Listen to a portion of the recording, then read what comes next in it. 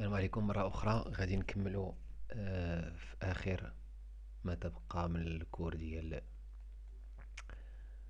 ventilation. Alors, on va voir ce petit exemple. D'accord?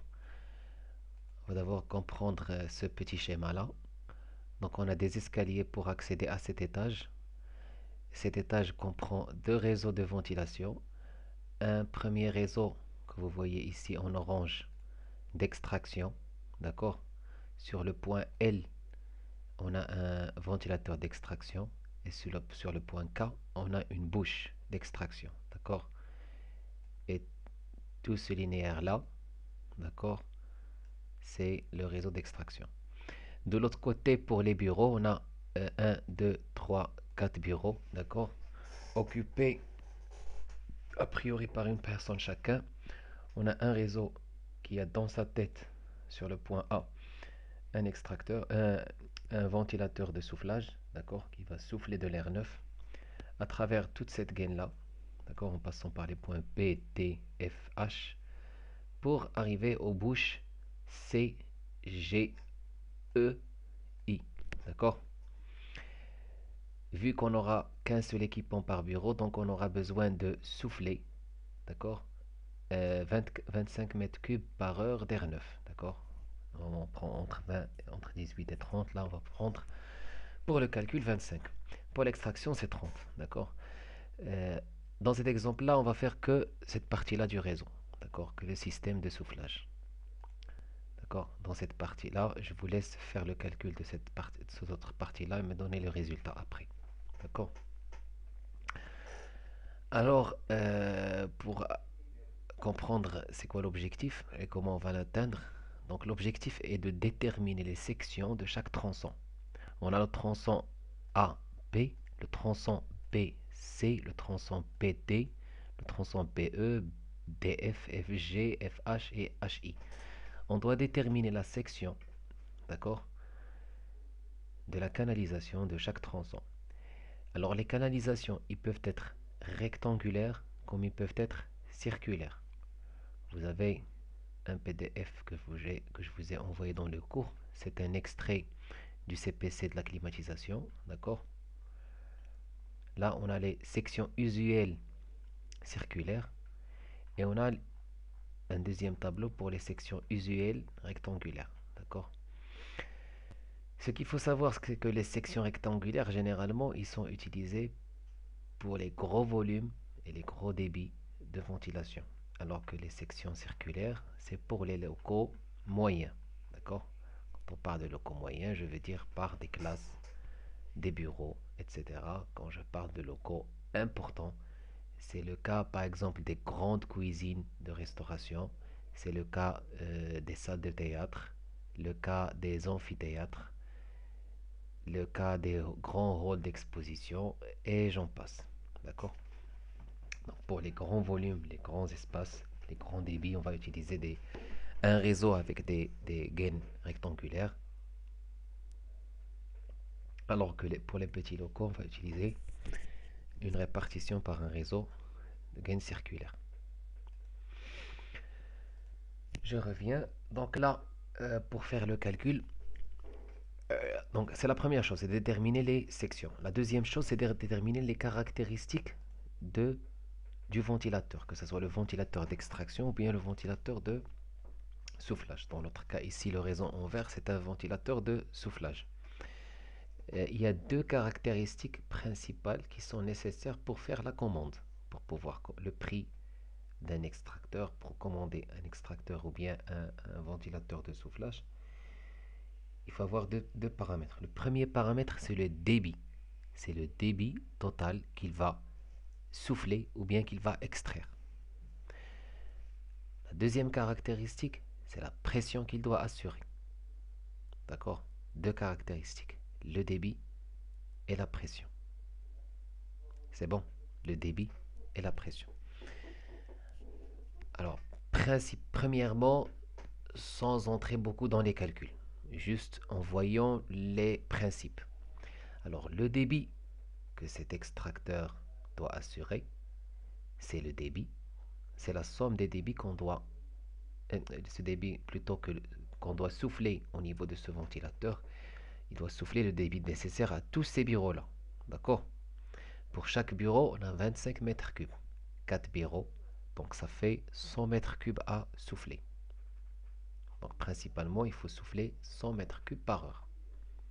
Il doit assurer 100 mètres cubes par heure. C'est la première caractéristique. La deuxième caractéristique, grosso modo, juste en réfléchissant en termes de principe, c'est qu'il doit assurer une pression. C'est-à-dire, il doit pomper l'air avec une certaine pression pour permettre ce débit-là. D'accord? Il doit donner une pression pour mettre... Et je vous ai dit que la relation, qu'il y a une relation entre la pression et la vitesse. Et on a une relation entre la vitesse et le débit. Donc, ici, grossièrement, je vais les écrire. Le débit, comme vous le savez, je dois agrandir. Je vais insérer mieux une petite zone de texte. Insertion.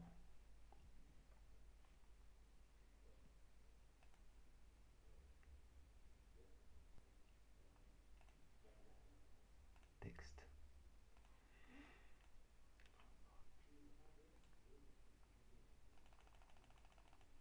Comme vous le savez tous, le débit, il est égal à la vitesse multipliée par l'air. L'air ou bien la section, ça veut dire exactement la même chose. L'air ou la section. Autre chose, on a la pression. Je parle de la pression dynamique. La pression dynamique, parce que la pression statique est appliquée par l'atmosphère. Là, je parle de la pression dynamique. Je le répète. La pression dynamique. Il est égal à 1 demi multiplié par la densité de l'air qui est ρ. Je pense que passer à l'écriture par des équations, ça serait mieux. Comme ça. Hop, hop, hop.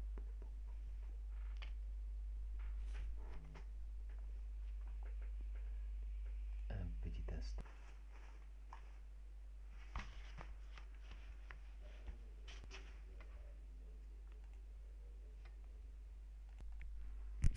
Alors, je passerai à la notation mathématique, c'est mieux. Donc le débit qu'on va noter Q, c'est la vitesse V multipliée par l'air A. D'accord?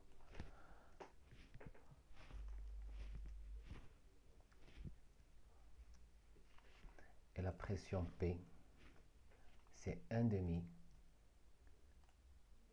multiplié par la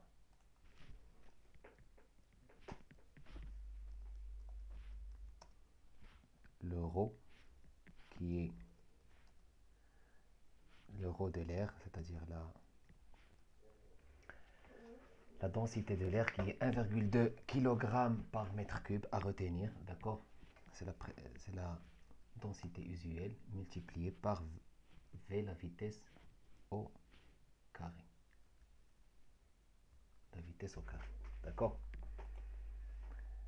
Donc quand on détermine le Q, on a besoin d'une vitesse pour avoir l'air, ou bien on a besoin de l'air pour avoir une vitesse, et après on va en déduire la pression P, d'accord? Là c'est Q qu'on va déterminer ici, puis le P qu'on va avoir ici. Je parle de la pression ici dynamique, je la rappelle, pression dynamique, d'accord? Pression dynamique.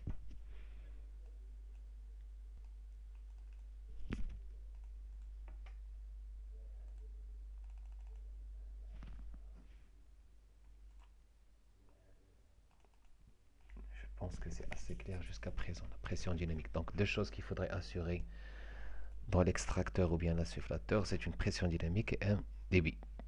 Le débit, c'est le débit total nécessaire dans les bouches. Et la pression, on va la déduire à partir de la vitesse.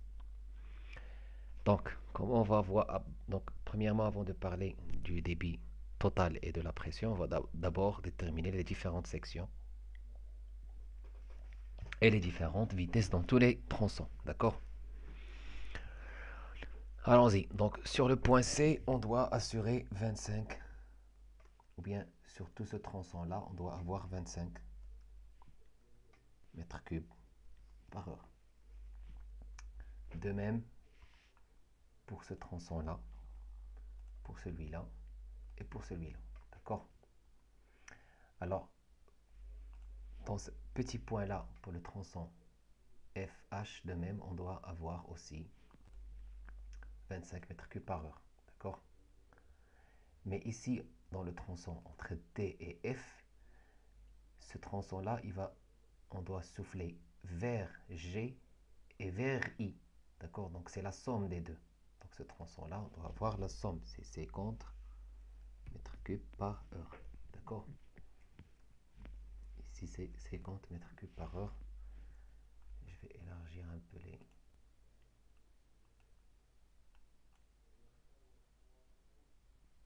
C'est bon. Et je vais supprimer cette partie. 50 mètres cubes par heure. D'accord? Ce tronçon-là, c'est 25 qui va rejoindre les 50. Donc dans le tronçon PD, on doit souffler 50 et 25. C'est la somme. Ça fait 75 mètres cubes par heure. D'accord? Ici, c'est 25. On doit souffler. Donc le tronçon AB doit souffler à la fois 75 pour toute cette branche-là et 25 pour ce tronçon-là. Ici, c'est la somme. C'est 100 mètres cubes par heure. 100 mètres cubes par heure. On va élargir un peu davantage cette partie pour qu'elle soit visuelle. D'accord? Donc on a 100 mètres cubes par heure. Dans ce tronçon, 25 mètres cubes vers cette bouche. Puis après, 75 pour ces trois-là. On va prendre 25. Puis 50 va se séparer en deux. 25 vers ce bureau-là et 25 vers cet autre bureau. D'accord? Ici, pour les calculs, si vous voulez le faire comme exercice, c'est on doit extraire 30 mètres cubes par heure. D'accord? Du coup, le long de tout le trajet, de tout ce trajet depuis K jusqu'à L, on aura toujours 30 mètres cubes par heure. D'accord? Donc c'est bon.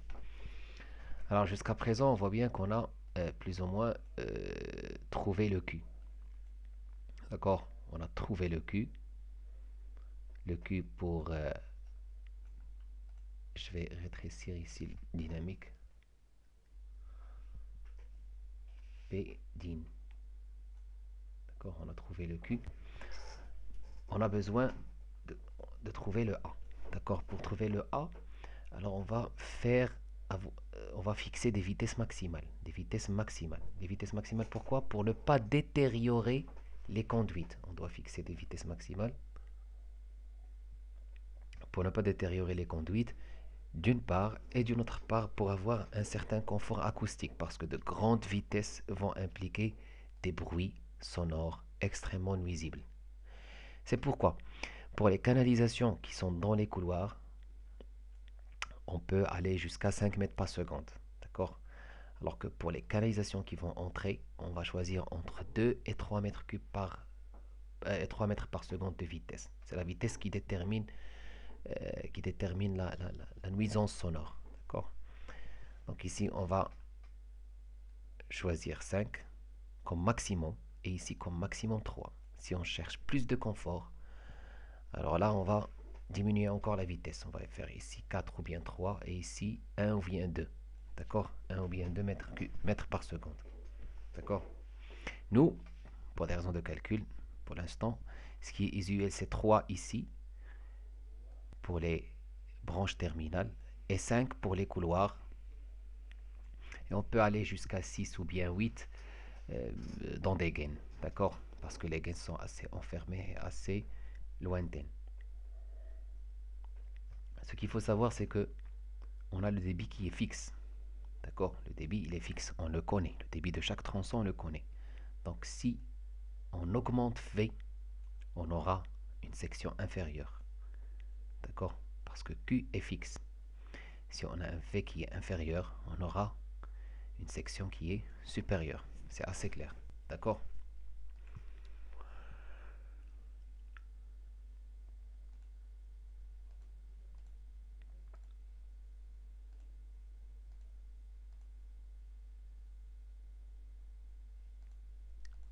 Donc, on va faire les calculs maintenant et on va voir trajet par trajet. Ce qu'il faut savoir,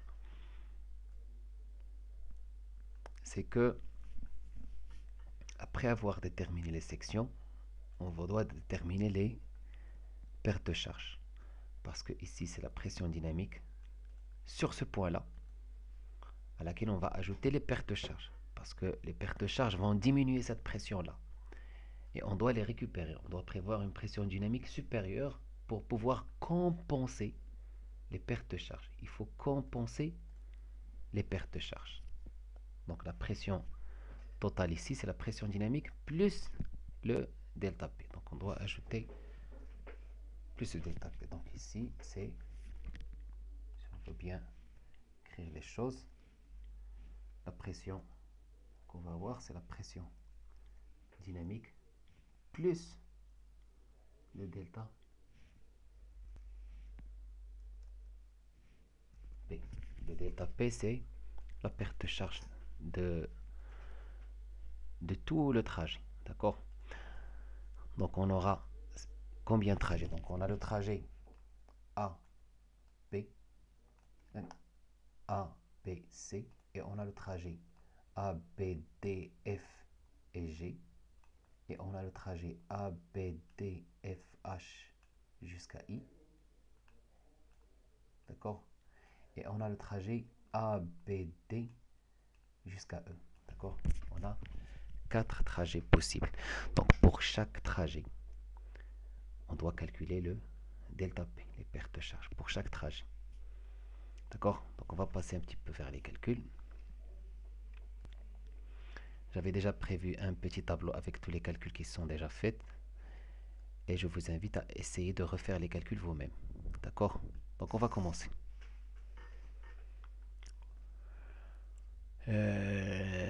Comment faire pour voir tout? Je vais mettre Adanaya ici. J'espère que ça va être assez clair et visible. Donc, je vous recommande de voir cette vidéo en 720p, en 720p, en HD. D'accord? Donc là, pour le trajet AI, on va commencer par le trajet AI. L'objectif est de calculer delta P pour chaque trajet. D'accord? Delta P pour chaque trajet. Donc on aura 4 tableaux. Pour chaque trajet, on aura un tableau séparé. D'accord? Alors le trajet AI, c'est le trajet le plus long. On commence par le trajet le plus long. C'est le trajet où on aura la plus grande perte de charge linéaire. D'accord? A, B, D, F, H, I. C'est le trajet A jusqu'à la bouche I. Depuis le ventilateur de soufflage jusqu'à la bouche I. D'accord? Donc ce trajet, il se compose de 5 tronçons. D'accord? Tronçon AB, tronçon BD, tronçon TF, tronçon FH, tronçon FI. D'accord? Pour le tronçon AB, la longueur c'est 2 mètres. D'accord? Le débit minimal qu'il faut assurer, c'est 100 mètres cubes par heure. Dans le tronçon AB, on a déjà vu ensemble comment on l'a calculé. La vitesse maximale qu'on s'est fixé qu'on ne doit pas dépasser, c'est 5 mètres par seconde. D'accord? En utilisant cette formule-là, Q égale à V fois A, d'accord? A, V, Q. On aura l'air minimal qu'il faut avoir, 0,005 ou bien 5,5 multiplié par 10 à la puissance moins 3. D'accord? C'est l'air minimal, c'est la section minimale qu'on doit assurer. Comment la calculer? C'est très simple. Voici la formule. On a fait Q, on l'a divisé par 3600 parce que ici l'unité c'est mètre cube par heure alors que le V c'est mètre par seconde. Donc on doit convertir le mètre cube par heure, on doit le diviser par 3600 pour passer au mètre cube par seconde. Puis on va le diviser par V. C'est le E4. D'accord? Pour avoir cette valeur-là. Après, on doit choisir quelle section, quel diamètre de la section circulaire on va utiliser. Comment on va le choisir? Là, c'est l'air minimal. C'est l'air minimal, c'est la section minimale. On va au tableau du CPC et on va voir ici que pour les sections circulaires, voici l'air de la section. Pour chaque diamètre, l'air de la section. pour chaque diamètre clair de la section. Là, on a besoin de combien? On a besoin minimum de 5,5 10 à la puissance moins 3. 5,5 10 à la puissance moins 3. Donc, ici, 5,5, ça dépasse 5,03. Donc, on doit passer à la section supérieure. C'est la section 100 qui va assurer 7,85. Donc, on va choisir 100. D'accord?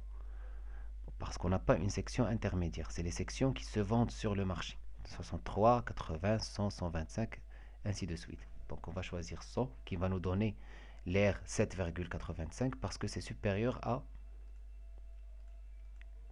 5,5 10 à la puissance moins 3 qu'on a trouvé ici. D'accord? J'insiste sur les unités. Q, mètre cube par heure. V, mètre par seconde. L'air en mètre carré. Et le D au millimètre. J'insiste sur les unités. Il faut absolument travailler avec ces unités-là. On va voir juste dans les colonnes qui suivent pourquoi. Après avoir fixé le D, donc l'air, on n'aura pas 5,5, on va avoir 7,85. D'accord? C'est plus 5,5, c'est l'air minimal. Nous, on a choisi 100. On est passé à la section suivante. C'est comme le béton armé. Quand on calcule l'acier minimum, on passe à la section suivante. C'est exactement le même principe. D'accord? Alors V, on doit calculer la vitesse réelle, parce que là, c'est la vitesse maximale qui nous a donné l'air minimal, parce qu'on a le débit qui est fixé. Maintenant, on doit trouver le V réel. Donc, on va faire le calcul inverse. D'accord? Voici ici la formule. La formule, c'est très simple. C'est très simple. Je vais revenir juste à la partie ici. On va voir que pour avoir la formule, c'est très simple. On va remplacer A par sa valeur. Donc, c'est quoi? C'est V. On va compléter la formule. Égale à V. D'accord? Multiplié par, on va remplacer A par sa valeur, c'est-à-dire pi. Je ne sais pas si pi multiplié par. Donc l'air c'est pi r carré. D'accord? Mais là on a le diamètre. Donc c'est d carré divisé par 4. D'accord? C'est la formule. Donc du coup, on va en déduire. Donc Q égale à V pi d carré sur 4. Et on va avoir V à partir de D et Q. D'accord? On a Q. On a pi d 4. D'accord? Et on doit trouver le V réel. D'accord? On doit trouver cette valeur V. D'accord? Donc ceci va nous donner que la formule de V est égale à Q divisé par cette valeur-là. Donc c'est 4V divisé par pi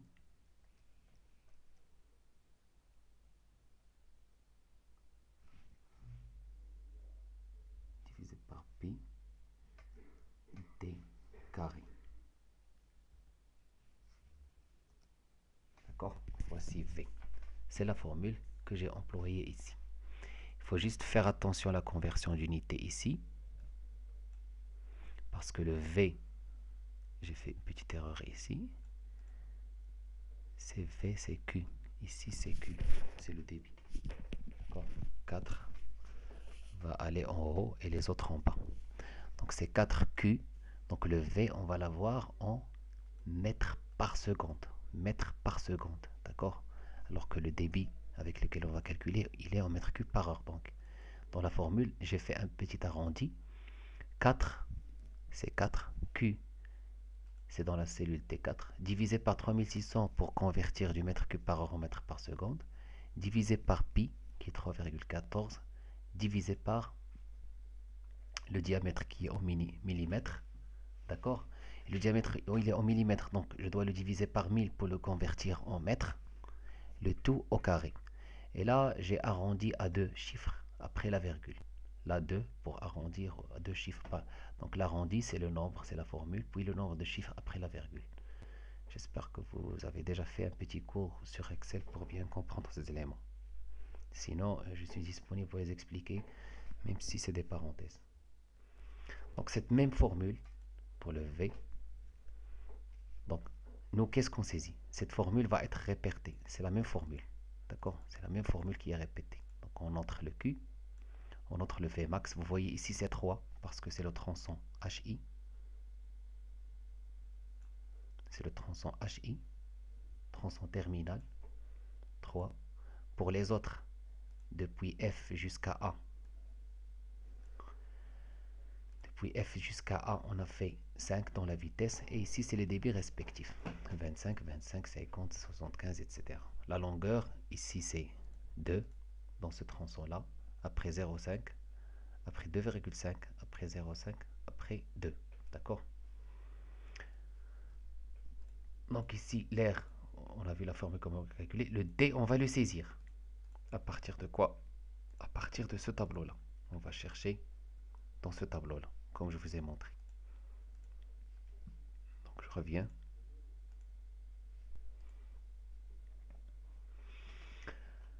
Je reviens ici, le D, on va le saisir et puis on va calculer le V réel une autre fois. C'est la même formule qui se répète sur toutes ces cellules. Après, on doit chercher la pression dynamique de chaque tronçon. D'accord? La pression dynamique de chaque tronçon. La pression dynamique, voici la formule. 1 demi rho V carré. Le rho, c'est 1,2. Le V, c'est mètre par seconde. D'accord? Il faut savoir que le pascal, l'unité du pascal, je vais le rappeler. L'unité du pascal, elle peut être exprimée dans le système international par le newton par mètre carré. Vous le savez, je pense. Le pascal, il mesure à la fois les pressions et il mesure les contraintes. Et une contrainte, c'est une force par unité de surface, d'accord? Et c'est aussi, d'accord? Je dois revenir à...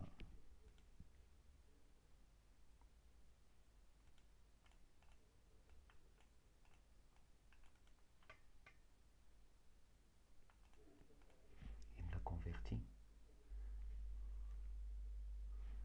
Je veux pas qu'il la convertisse, c'est pas important. Et c'est aussi le kilogramme par mètre par seconde carré.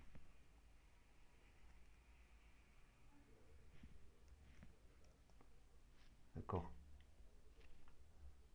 Il fait cette conversion et je veux pas qu'il la fasse.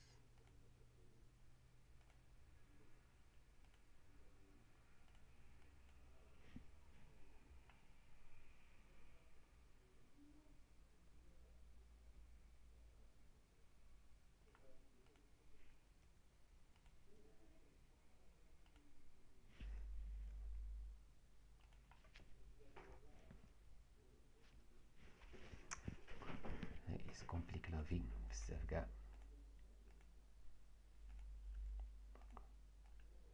Sur Word, ça aurait été nettement mieux. La pression ici. Donc ici, je vais laisser juste Pascal, c'est Newton par mètre carré.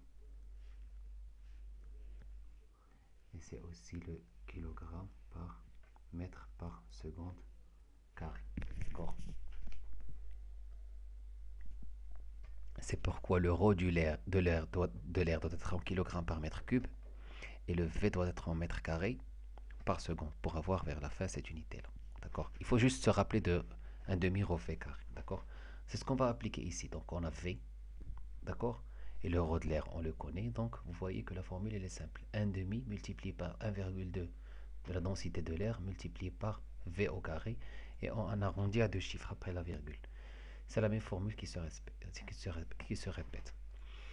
Pour le delta P, c'est la perte de charge. Pour la perte de charge linéaire, d'accord, elle va dépendre de la longueur, d'accord, elle va dépendre du débit et elle va dépendre de la section ou bien le débit ou bien le diamètre. Donc on va utiliser ici le DTU. Rappelez-vous-en bien, ça peut être une question, le DTU 68.3. Le DTU 68.3. Et pour le calcul des pertes de charge, on va aller directement vers l'annexe A. D'accord? Il est vers la fin. On va aller directement vers l'annexe A. L'annexe B.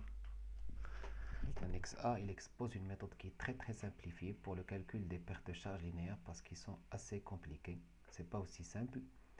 Il y a une formule très connue en la matière qui s'appelle la formule de Colebrook, mais ça sert vraiment, pratiquement, on n'entre pas dans ces détails-là, on utilise directement cette formule-là, qui est simplifiée et donnée par le DTU 68.3. Elle est tirée de la formule de Colebrook, qui est très très connue de par le monde en calcul des réseaux hydrauliques. Pour le contexte de la ventilation dans le bâtiment, cette formule peut être simplifiée à celle-là. Et c'est vraiment une simplification extrême parce que la formule de Colebrook, il est assez développée. D'accord? Je vais zoomer un petit peu plus. La formule de Colebrook. Donc là, il faut bien s'assurer à avoir. On ne va pas convertir les unités parce que dans le coefficient K, on a déjà pris en considération la conversion des unités. Ce qu'il faut savoir, c'est que le débit, ici c'est le débit, en bas c'est le diamètre de la section, ici c'est la longueur. La longueur doit être obligatoirement en mètres. Les unités, ils sont au début de l'annexe. Vous allez voir ici au début de l'annexe, les unités, ils sont fixés. Au début de l'annexe, les unités sont fixées. Le delta P, il est donné en pascal. Le V, c'est la vitesse dans le conduit, il est en mètres par seconde. Le Q, en mètres cubes par heure. Le D, c'est-à-dire le diamètre du conduit, en millimètres. D'accord? En millimètres. Il faut bien s'assurer de ces unités-là. Le K, il s'occupe de la conversion. Donc on a un K pour les sections en acier, un K pour les sections en béton et un K pour les conduits en flexible. Les conduits en flexible, c'est comme le flexible des douches, c'est des conduits qui sont torsadés, qui sont annelés, d'accord? Ce pas des conduits simples droits, c'est des conduits qui sont flexibles. C'est des conduits qu'il faut éviter en climatisation parce qu'ils induisent une énorme perte de charge. Comme vous allez voir ici, le delta P va être plus grand si on est en flexible. C'est 3 fois plus grand que... On va avoir une perte de charge 3 fois plus grande que si on est en conduit en tôle d'acier, d'accord? Que ce soit spiralé ou bien agrafé ou autre. L'important c'est autre conduit lisse, d'accord? Les tôles spiralées, c'est des tôles qui sont spiralées mais qui sont lisses, d'accord? Donc là, on va utiliser le coefficient de 3, 10 à la puissance 6. Donc là, on va utiliser directement cette formule-là. Je vais revenir ici. Vous allez voir que ici, on a 3, 10 à la puissance 6, multiplié par le T4, qui est... le T4, c'est le Q, d'accord? Le Q à la puissance 1,9, multiplié par L, divisé par le D, le diamètre, en millimètres, à la puissance 5. Et vous allez voir que diamètre à la puissance 5. Vous allez voir qu'ici, je n'ai pas fait de conversion. Pourquoi? Parce que le 3, 10 à la puissance 6, il s'occupe de toutes les conversions, d'accord? Entre secondes, etc. Mais pour les autres formules, non, j'ai fait les conversions. Ici, non, c'est une formule qui est simplifiée, donnée pour ces unités-là. Donc le respect d'unité, il est très important. Donc on a ici le delta P, d'accord?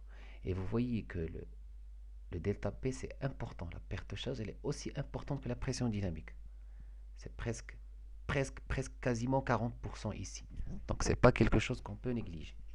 Dans ces calculs, tous les calculs qu'on va faire ici, on va tenir compte que de la pression, que de la perte de pression linéaire. Je vais négliger, vu le temps, etc., je vais négliger les pertes de charge singulières, mais vous pouvez les voir à titre personnel, ils sont aussi inclus dans l'annexe A et c'est assez clair pour les utiliser. D'accord? Mais si vous comprenez le principe de comment on prend en considération les pertes de charge, il n'y a pas de souci. Vous pouvez le faire après tout seul, par exemple dans un cadre d'un projet de stage ou bien d'un projet de fin d'études. Donc là, les pressions dynamiques, les pertes de charge de chaque tronçon. D'accord? Vous voyez ici chaque tronçon en fonction de L, de Q, de D. L, Q, D. L, Q, D, etc. Et vers la fin, pour tout ce trajet-là, d'accord, on va calculer le delta P total. Tout simplement, c'est la somme de la perte de charge, de la pression qu'on va perdre dans chaque tronçon. D'accord? C'est la somme. Le même calcul va être fait pour les autres trajets. Je reviens ici pour voir. Vous voyez ici, on a le trajet HG. du ventilateur A jusqu'à la bouche G, le trajet AE du ventilateur A jusqu'à E, et le trajet AC du ventilateur A jusqu'à la bouche C. Et vous allez observer que le trajet AC, il a une perte de charge qui est inférieure au trajet AE. Le trajet AE a une perte de charge inférieure au trajet AG. D'accord, AG c'est 20. Et la perte de charge du trajet AI, parce que c'est le trajet le plus long, I c'est la bouche la plus lointaine, d'accord, c'est 21. Alors donc jusqu'à présent, on a les différentes sections et on connaît les vitesses, on connaît les diamètres des sections, on connaît les vitesses, d'accord. On connaît les pressions dynamiques dans chaque section, on connaît le total des pertes de charge de chaque trajet. Ici, un petit tableau récapitulatif. Donc pour chaque trajet, voici le total des pertes de charge. Qu'est-ce qui se passe? C'est que là, on va voir qu'est-ce que ça veut dire l'équilibrage. Ici, c'est un tableau récapitulatif d'équilibrage par ce qu'on appelle des registres. C'est quoi l'équilibrage? À quoi bon ça va servir? Donc, on a déjà, avant de passer à l'équilibrage, vous voyez que le tronçon AB, c'est-à-dire là où on a 100 mètres cubes par heure, d'accord? Ici, ici, ici, tronçon AB, c'est toujours la même chose. La vitesse est 3,54, d'accord? La pression dynamique, c'est 7,52, d'accord? 7,52, 3,54 et le débit, c'est Q. Donc, c'est les caractéristiques du ventilateur de soufflage. Vous voyez ici, caractéristiques du ventilateur de soufflage. Le débit, ça va être 100 parce qu'il va être installé au point A. La pression, ça va être quoi? C'est la pression dynamique. C'est la pression dynamique. La pression dynamique dans le tronçon AB. Plus la perte de charge. C'est ce que je vous ai dit ici. La pression dynamique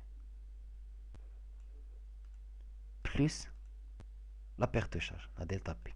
Mais quel delta P on va choisir? On va choisir la perte de charge du trajet le plus loin, ou bien du trajet le plus défavorable, c'est-à-dire le trajet qui va nous donner le delta P le plus grand.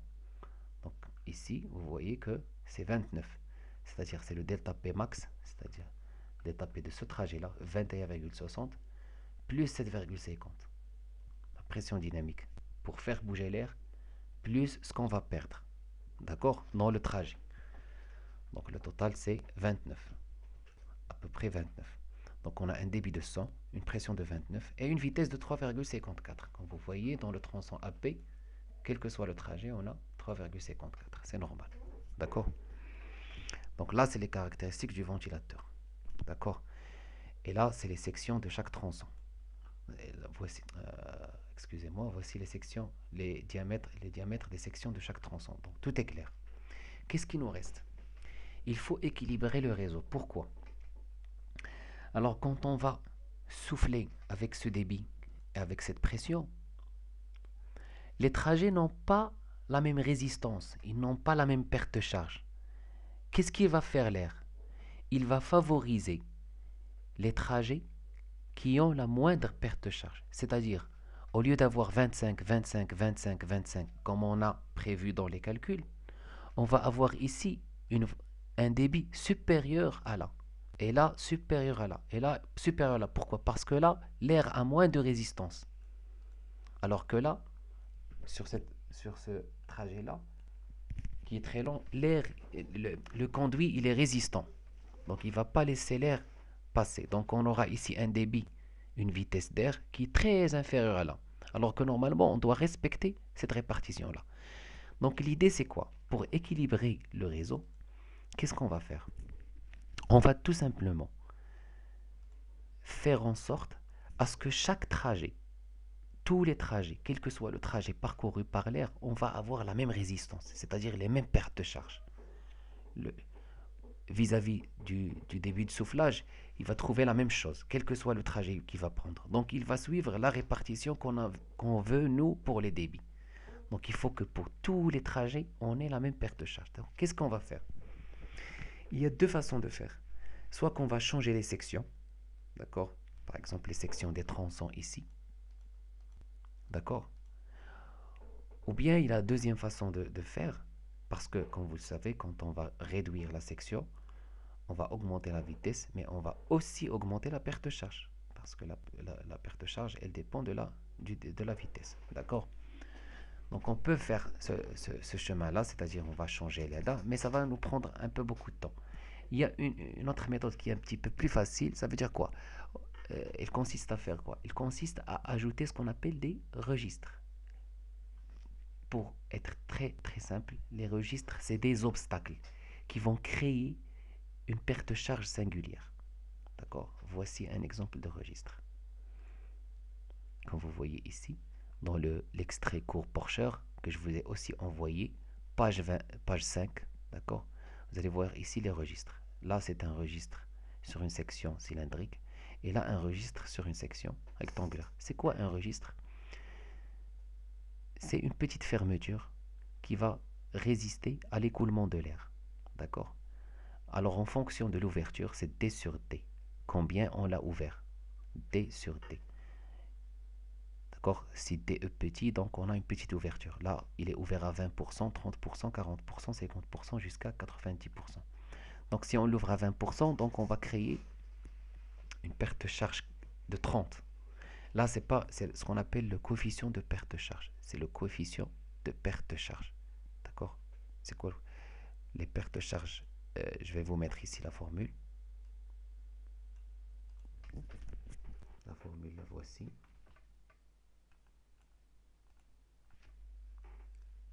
Le delta P, la perte de charge,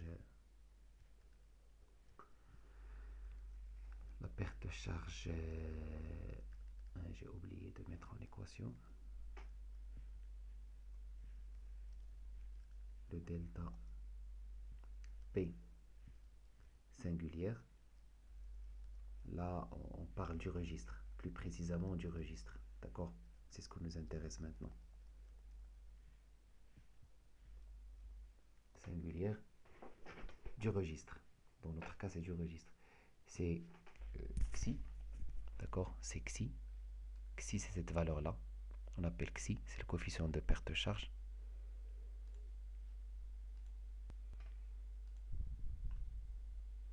Où vais-je trouver ce symbole?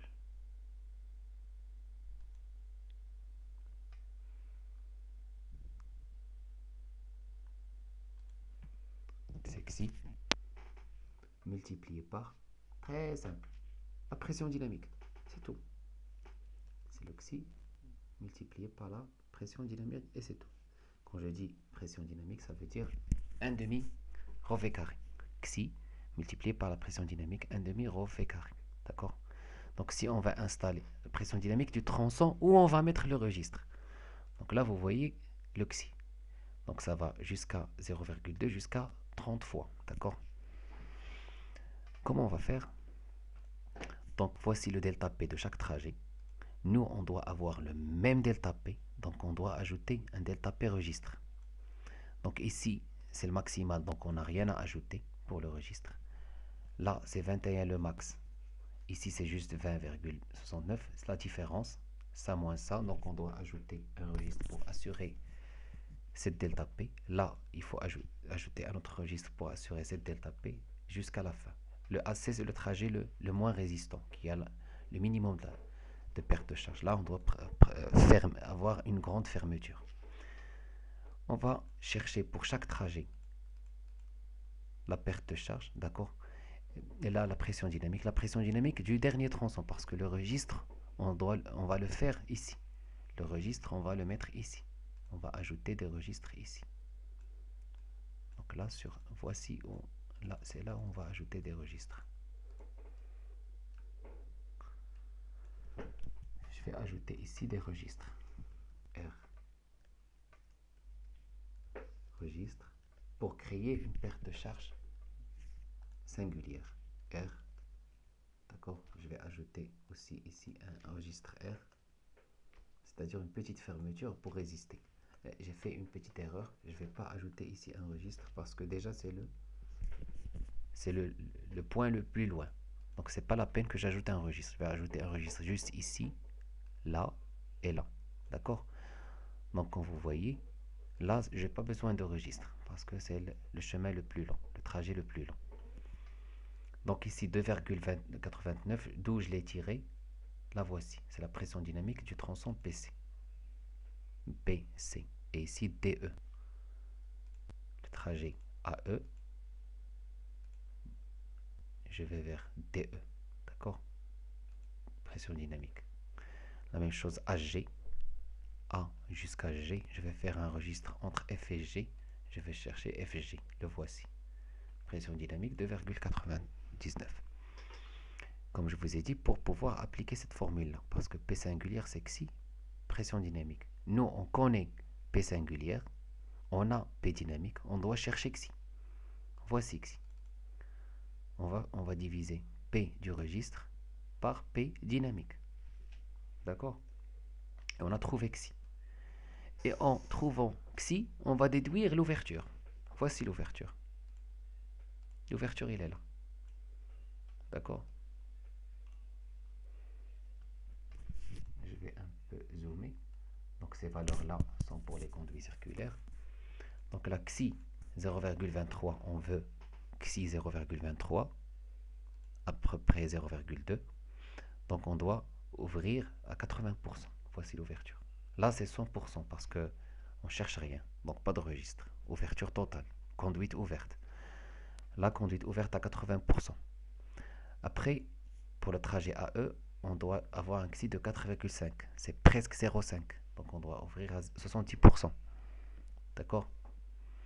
Le trajet AC, on doit avoir un xi de 5,08. Donc 5,08, c'est à peu près ici. Donc on va avoir 40%. D'accord, d'ouverture. C'est des chiffres juste arrondis parce qu'on ne peut pas le régler très précisément. L'objectif, c'est que quand on va faire cette ouverture, on va avoir ce xi. Quand on a ce xi, on va avoir ce delta P. Quand on a ce delta P, tous les trajets vont avoir le même delta P max. Ils vont avoir la même perte de charge. D'accord? Ils vont tous avoir la même perte de charge. D'accord? Donc l'air ne va pas favoriser un trajet par rapport à l'autre.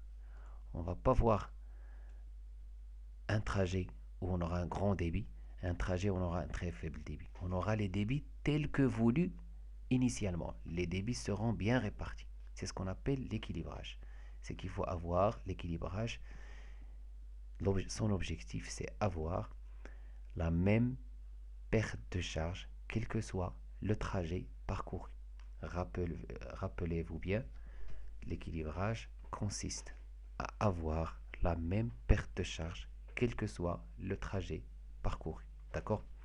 Et on aura vers la fin U les dimensions de chaque tronçon. D'accord?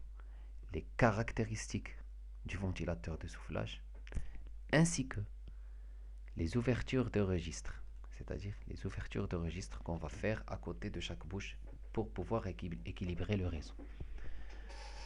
Donc je pense que jusqu'à présent, tout est assez clair. Je vous recommande de comprendre formule par formule et de refaire les calculs. J'attends vos retours demain parce que le jeudi, c'est prévu un contrôle qui va à la fois concerner la partie 1 dont je vous ai envoyé la vidéo tout à l'heure et à la fois cette partie 2 qui concerne cet exercice de la ventilation. Le cours prend fin et vos questions seront les bienvenues et je vous souhaite une bonne fin de soirée. Bonne nuit.